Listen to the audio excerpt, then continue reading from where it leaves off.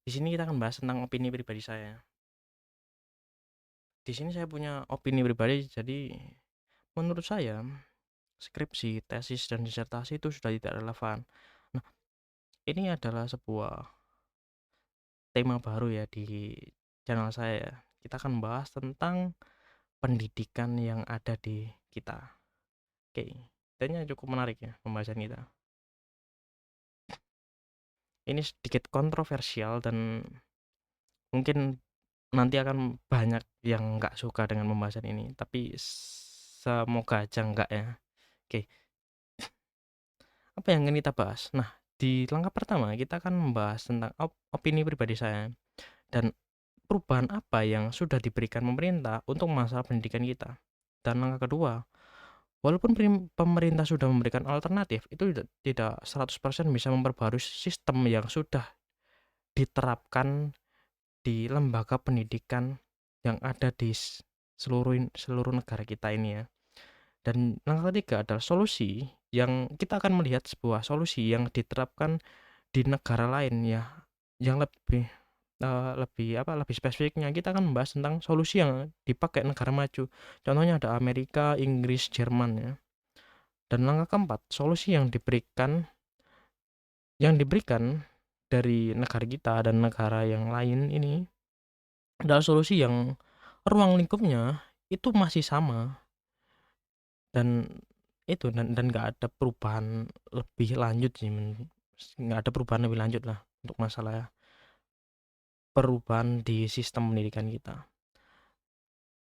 Ada juga solusi yang keempat kan langkahnya kan adalah ada juga solusi yang ruang lingkupnya itu lain dan jarang dipakai dan itu juga luar biasa aneh. Tapi mungkin mungkin bisa untuk diterapkan. Yang kelima, bagaimana implementasi pada mahasiswa di jalur STEM ya. Apa itu STEM? Kenapa baru dibahas sekarang? Nah, STEM sendiri kita akan bahas lagi nanti ya. Oke. Eee, kita akan mulai di opini pribadi saya. Saya mengerti opini bahwa skripsi, tesis, dan disertasi itu sudah tidak relevan. Ada beberapa poin yang bisa mendukung opini ini. Yang pertama adalah keterbatasan ruang lingkup, yang kedua adalah kurangnya relevansi dengan dunia kerja, yang ketiga adalah biaya dan waktu, dan empat adanya solusi alternatif yang diberikan oleh pemerintah. Oke, kita akan mulai di sini ya, kita masuk di medium ya. Yang pertama adalah keterbatasan ruang lingkup.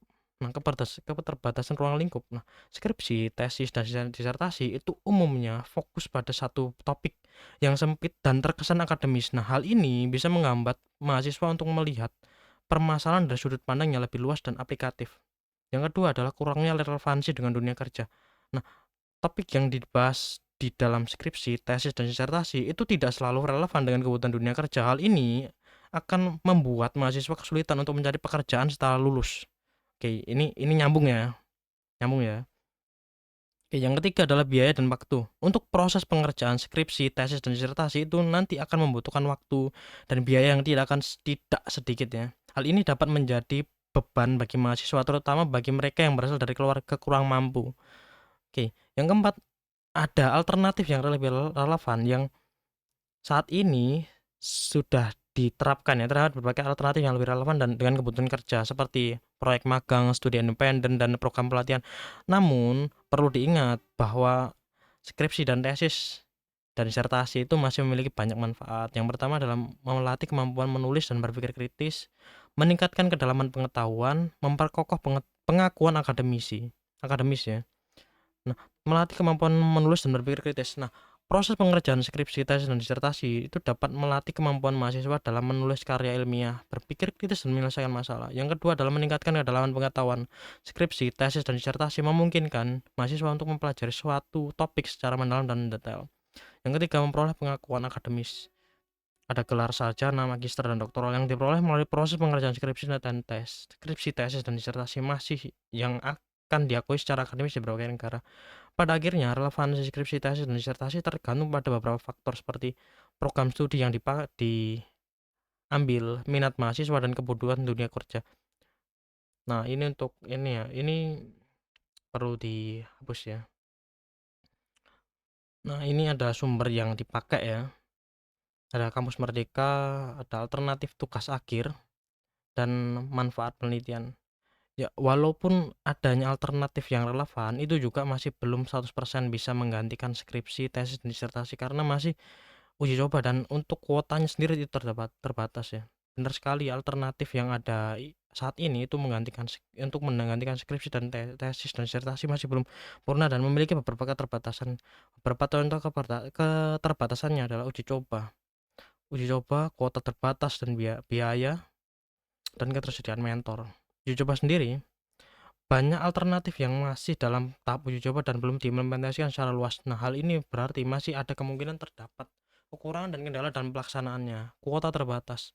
Beberapa alternatif seperti magang di perusahaan multinasional ya, itu memiliki kuota yang terbatas sehingga tidak semua mahasiswa bisa mendapatkan kesempatan tersebut. Nah, biaya. Beberapa mahasiswa itu untuk melakukan studi independen biasanya bisa lebih mahal daripada mengerjakan skripsi, tesis, dan disertasi. Yang keempat adalah ketersediaan mentor. Tidak semua mahasiswa memiliki akses ke mentor yang qualified atau yang sesuai, yang terkualifikasi ya untuk membimbing mereka dalam mengerjakan alternatif ini.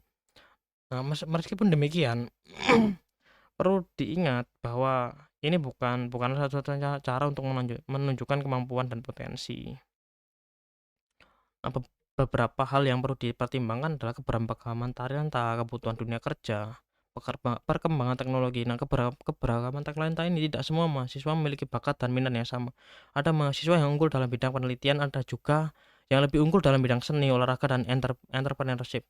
Kebutuhan dunia kerja. Nah, dunia kerja saat ini membutuhkan lulusan yang memiliki skill set yang beragam seperti kemampuan problem solving, teamwork, communication skill, dan lanjut ya, perkembangan teknologi. Teknologi itu berkembang sangat pesat dan menciptakan peluang baru bagi mahasiswa untuk menunjukkan kemampuan mereka.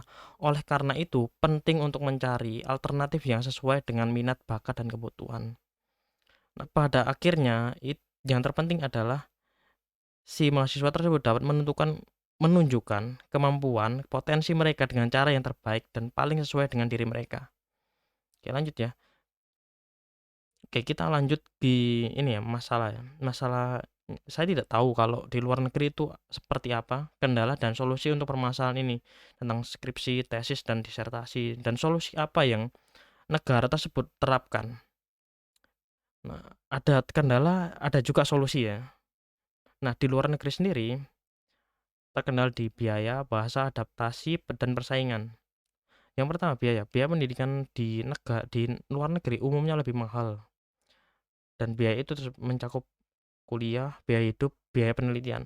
Untuk bahasa sendiri, kita perlu untuk berkomunikasi, menulis dengan baik dan dalam bahasa pengantar yang tempat yang dituju, adaptasi.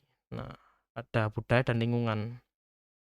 Persaingan. Nah, persaingan ini di negara lain itu untuk mendapatkan pendanaan penelitian itu bisa sangat ketat. Nah, solusinya ada beasiswa, kursus bahasa, organisasi mahasiswa. Kayak ini untuk pembahasannya lebih lanjut nggak akan saya bahas ya. Kita akan lanjut di solusi di berbagai negara.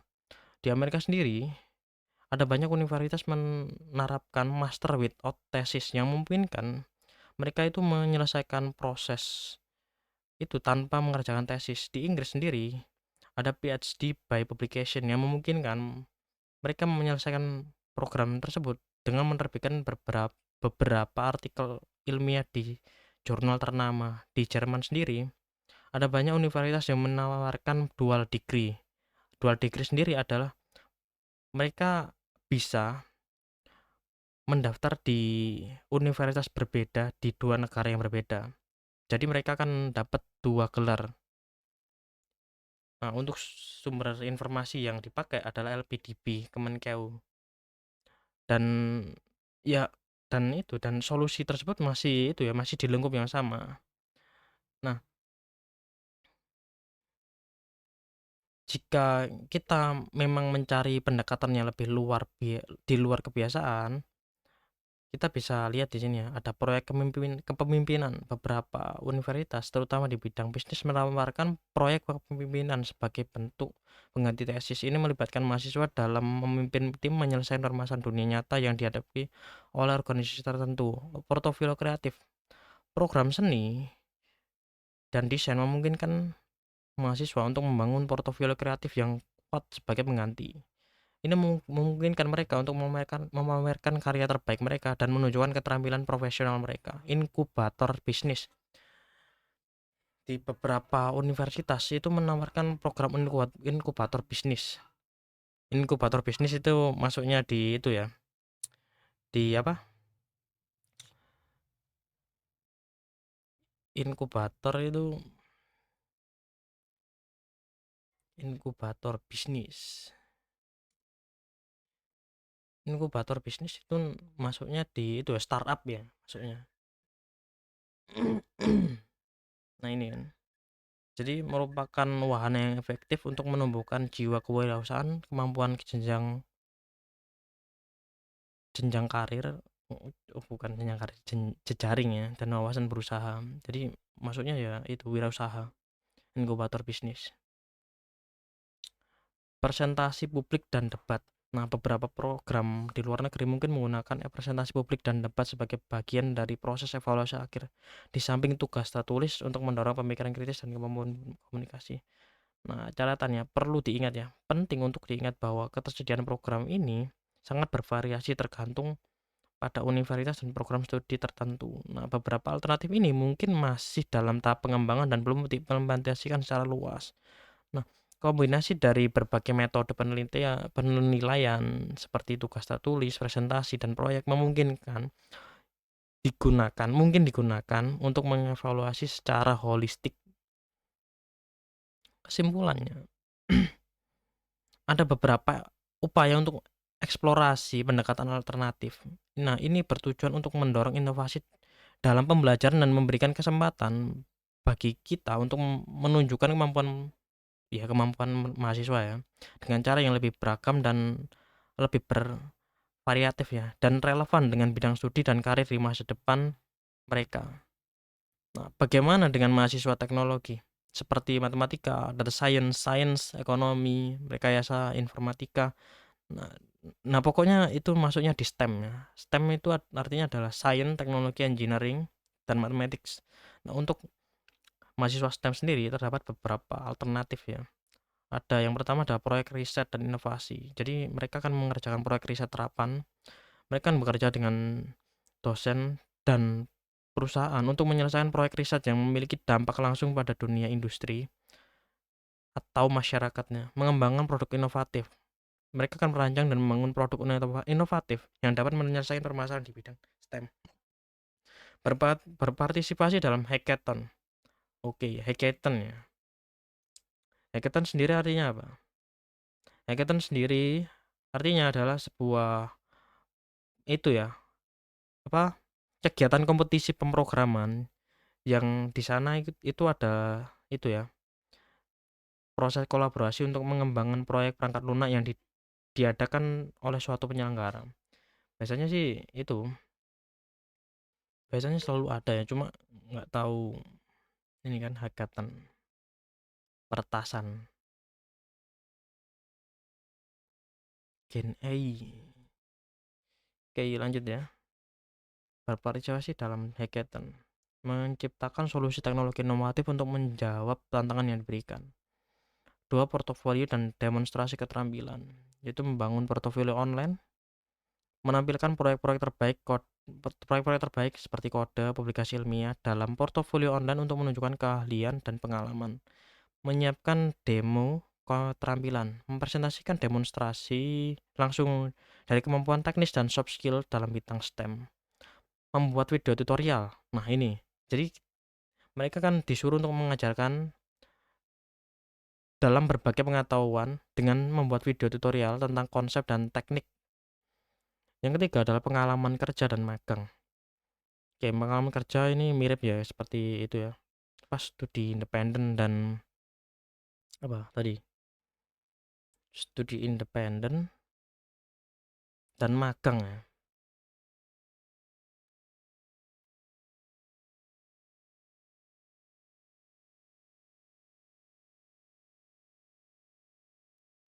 Nah, untuk melakukan magang di perusahaan teknologi, untuk mendapatkan pengalaman kerja langsung di industri dan menerapkan pengetahuan di dunia nyata.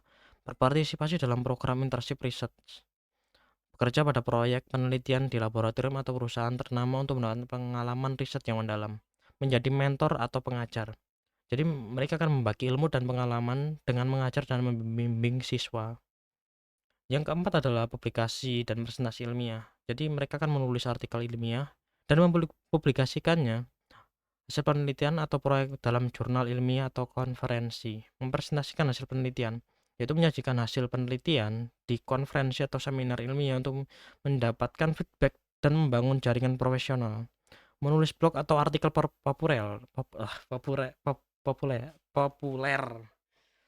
berbagai pengetahuan dan ide tentang STEM dengan publik melalui blog atau artikel populer. Contoh penerapan untuk matematika sendiri, kita bisa memprediksi tren pasar saham, merancang algoritma untuk optimasi logistik, atau membangun model simulasi untuk memahami fenomena alam. Untuk data science sendiri, kita akan menganalisa data besar untuk mengidentifikasi pola dan tren, dan membangun model machine learning untuk memprediksi perilaku konsumen atau mengembangkan visualisasi data yang interaktif. Untuk sains sendiri, ya maksudnya di itu ya, eksperimen di laboratorium ya. Jadi menganalisa data ilmiah dan mengembangkan model komutasi untuk mempelajari fenomena alam. Untuk ekonomi sendiri, melakukan analisa data ekonomi untuk memprediksi pertumbuhan ekonomi, membangun model ekonometrika untuk mengevaluasi kebijakan ekonomi dan mengembangkan strategi investasi yang optimal. Rekayasa, merancang dan membangun prototipe produk inovatif, melakukan simulasi dan analisis engineer, dan mengelola proyek engineer berskala besar. Untuk informatika sendiri, bisa untuk yang pertama ada mengembangkan aplikasi, bisa web atau mobile, atau membangun sistem cerdas, atau menganalisa data keamanan cyber. Jadi kesimpulannya adalah banyak sekali alternatif yang bisa dipakai yang lebih relevan dengan bidang studi dan kebutuhan industri. Alternatif ini memungkinkan sama ya, kemampuan dan potensi dengan cara yang lebih beragam dan terhubung dengan dunia nyata. Untuk sumber informasinya ada di sini ya. Ini jurnal. Oke, kelihatan sampai sini ya. Oke, saya edit dulu.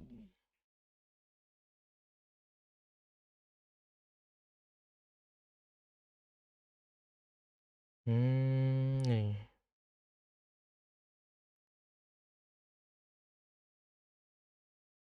Ya, ini bisa hapus. Nah, gini. Oke, save. Oke, mungkin sampai sini aja ya. Terima kasih.